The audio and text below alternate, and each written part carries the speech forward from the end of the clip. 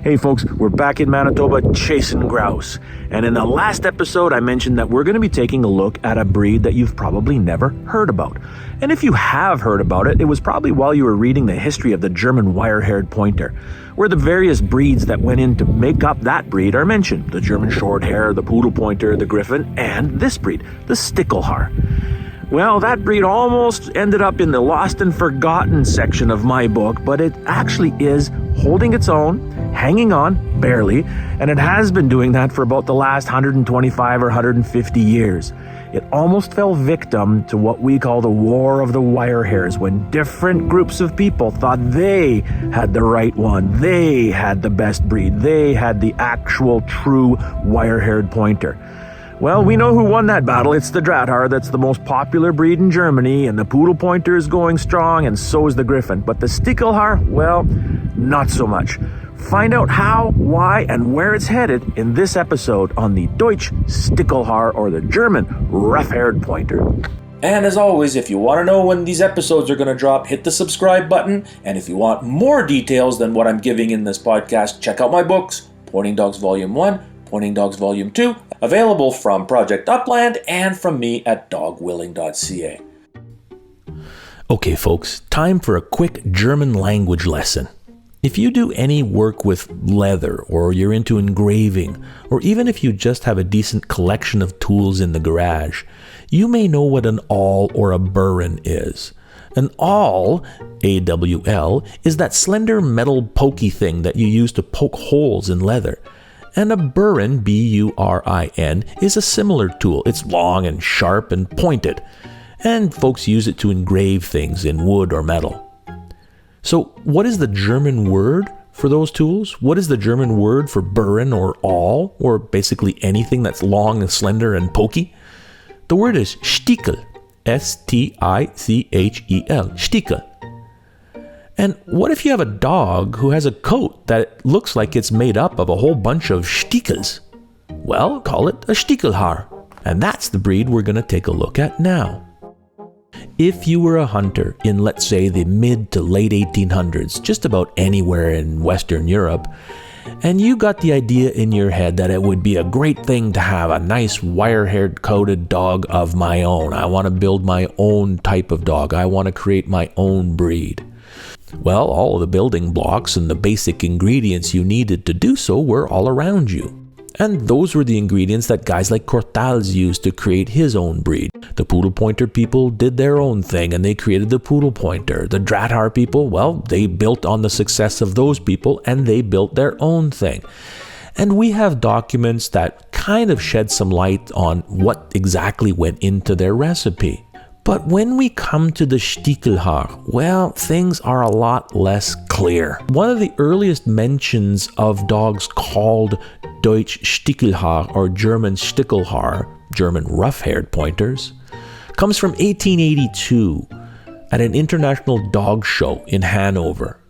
A guy named Bontant, B-O-N-T-A-N-T, Mr. F. Bontant from Frankfurt, showed dogs that were listed as Deutscher Stichelhaarigen Wurstehunde. We also know that at the same show, the delegate commission, while they were sort of the kennel club at that time, declared the independence and purity of that particular breed. They said, right, everybody, this is a breed called the Deutsch Stichelhaar.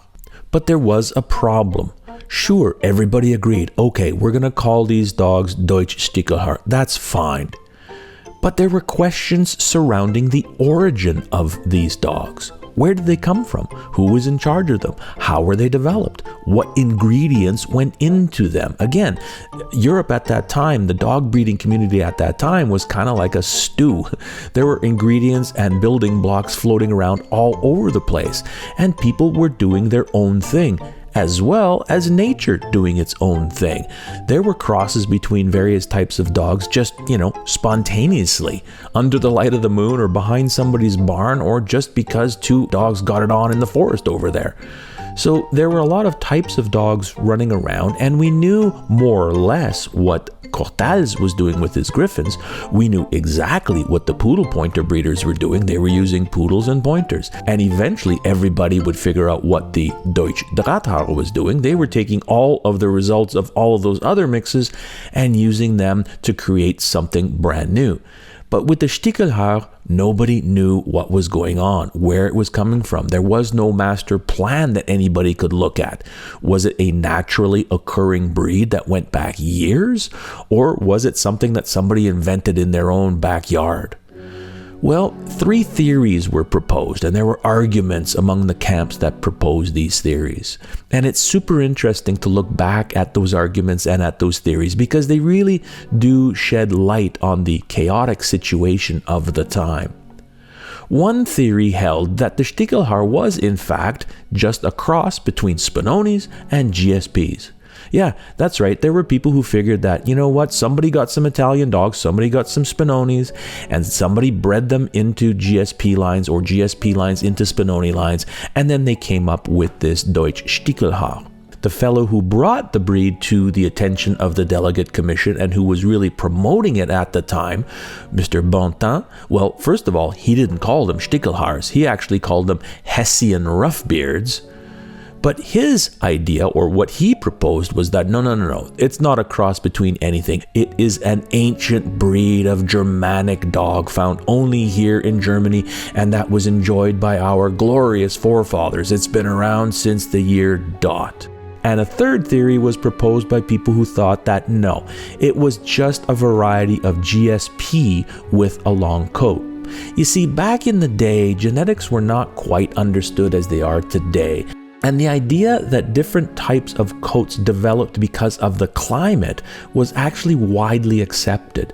People believed that if you took a short-haired breed and put it in a very cold climate, that short-haired breed would, over time, without any involvement of man, would simply develop its own long-haired coat. And they may have a point in Darwinian evolutionary terms. If you put a short-coated animal in a climate that requires a long coat, eventually that animal will develop a long coat. But we're talking hundreds of thousands, if not millions of years. That's how evolution works. It doesn't work, in 50 years or something. You can't take a line of GSPs and stick them at the North Pole for 50 years and come back and expect that all those GSPs will still be GSPs, except they're going to have a longer coat. That's not how that works. However, back in the day, there were people who believed that, and that's what they thought that the Stichelhaar was.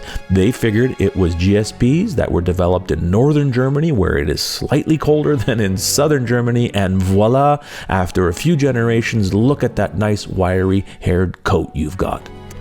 I mean, you can even see how widely that theory was held because supporters of that idea even managed to have the following line included in the 1883 German studbook.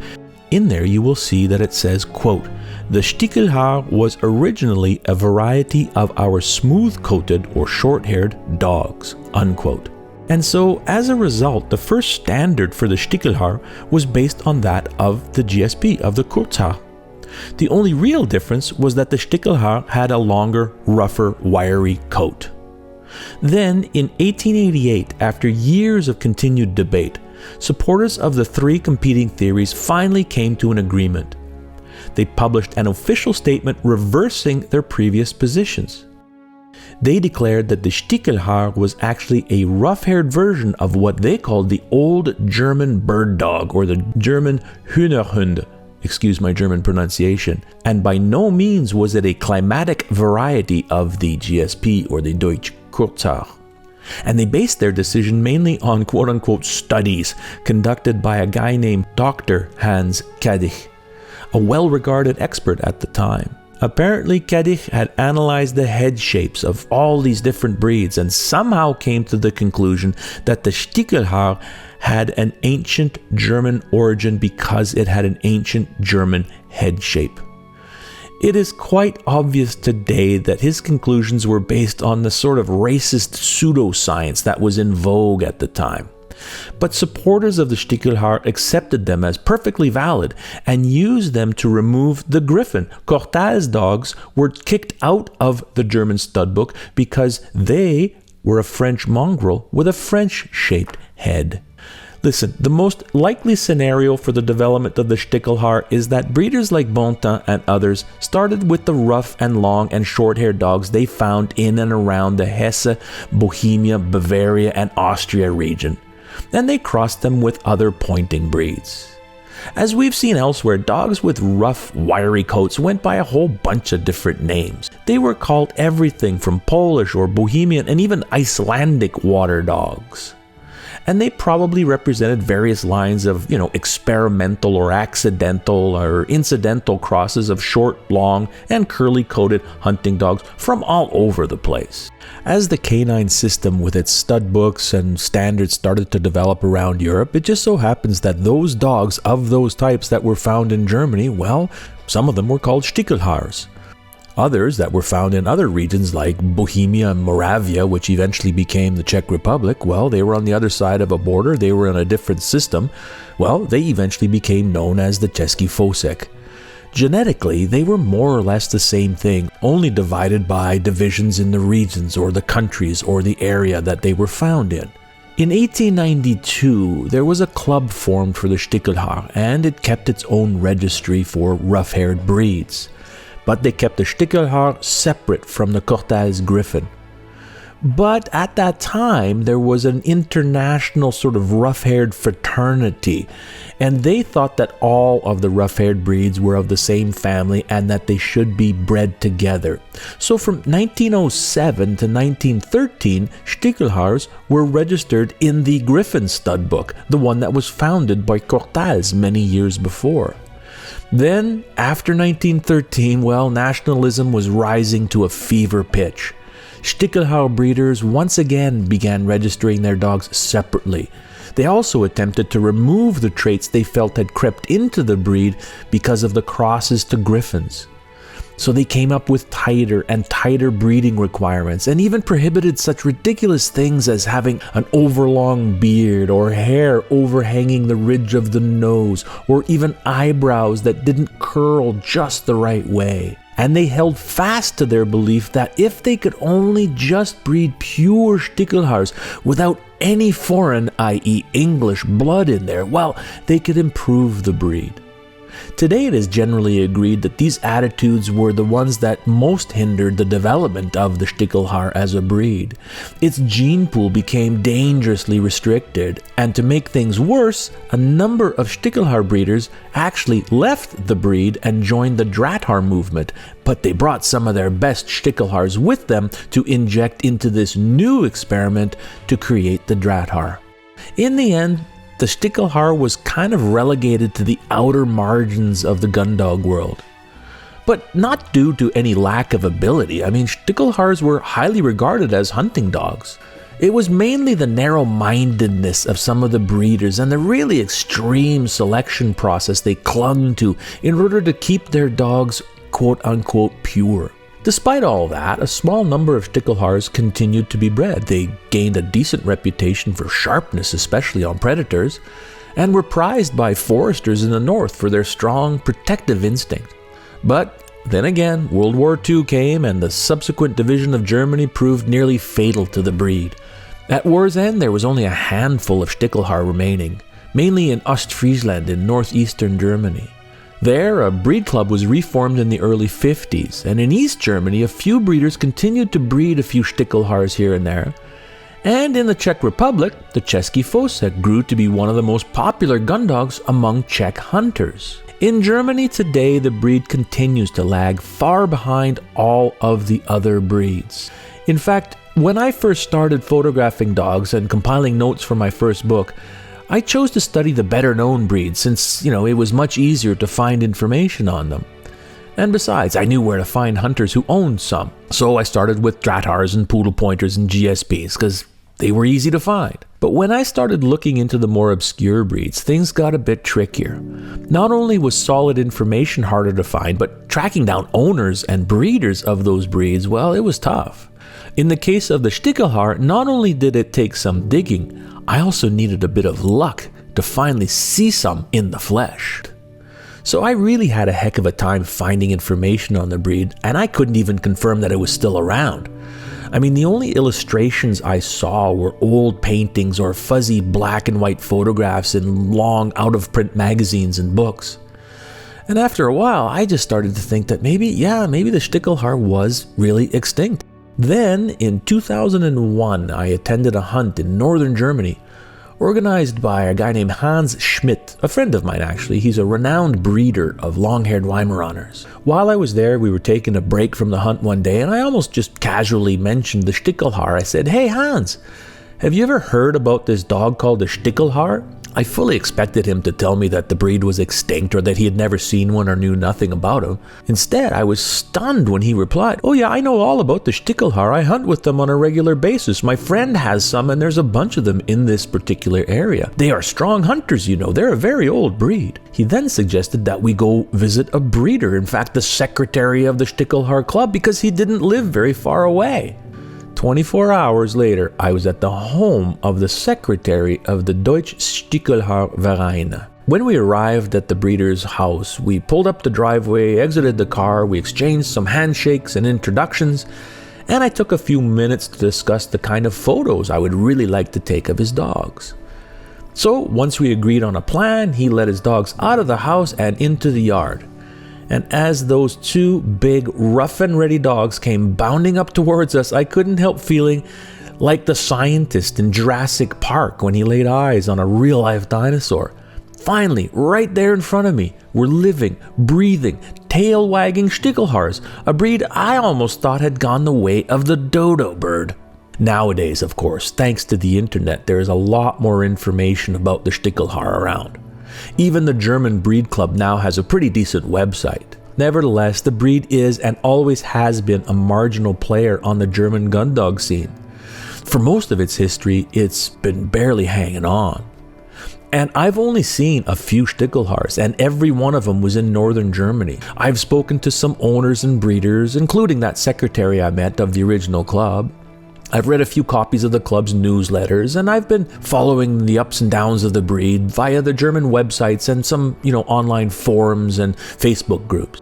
I am far from an expert, but I certainly know more about the breed now than when I first read that it was extinct. And the first time I photographed Stichelhaars, I got the impression that they were more like griffons than they were German wire-haired pointers, and that would probably freak Stichelhaar people out. I mean, the old guys who didn't like the griffons, but yeah, they seemed a little more griffin-like than, drahthaar-like. They seemed fairly laid back and easygoing. Their coats seemed longer and harsher than many of the drahthaar coats I've seen, but not as bushy as the coats on some griffons. In the field, they showed a ton of drive. They ran at a medium gallop, and they were good pointers. They pointed staunchly and kind of stylishly also. In the water, my goodness, they were like otters, so I think that that's one of the fortes of that particular breed. Unfortunately for the Stichelhaar, it's always been club politics that has threatened its survival over all of these years. Infighting among club members and the struggle for control of the Stichelhaar's future, well, it came dangerously close to killing the breed several times. And from what I've seen in the field, forest, and water, it would be a crying shame if the breed ended up dying out. Fortunately, nowadays, and only recently, it looks like cooler heads have prevailed in Germany, and that the breed is currently on a gentle upswing over there. Their new website looks great. It looks like there's some young blood in terms of membership and in terms of leadership in the breed. I think there are more breeders now than ever, and I mean, that's not a great number. There might be a dozen or so in all of Germany, but that's way more than back in 2001. And things just seem to be a little bit more settled for the breed. You can check them out online. Just Google Verein Deutsch Stichelhaar or German Stichelhaar Club of Germany and take a look. There's some great photos. It looks like there are some really dedicated breeders on board right now, and I really hope this continues. The Stichelhaar is a pretty cool breed that really deserves a bigger following. I mean, after all, it contributed a key element to the world's most popular wire-haired breed, the drahthaar, so why not give it some love? Have a look at the club website, have a look at those dogs, and hey, in the comments, let me know what you think. Well, there you have it, folks. That was our episode on the Deutsch Stichelhaar. I hope you enjoyed it. And I hope the club really does get things moving in a positive direction. It seems that they have. Their website looks fantastic. The people I've contacted there recently seem dedicated and eager to move the breed forward. If you want to learn more about the breed, well, contact the Breed Club. Check out their website. And also, you can read the chapter in my book about them. There's a ton more detail and some more photographs. Next episode, well, we're looking at the top dog in terms of the wire-haired breeds from Germany, the Deutsch Drahthaar or the German wire-haired pointer. Stay tuned for that. It's coming along very, very soon.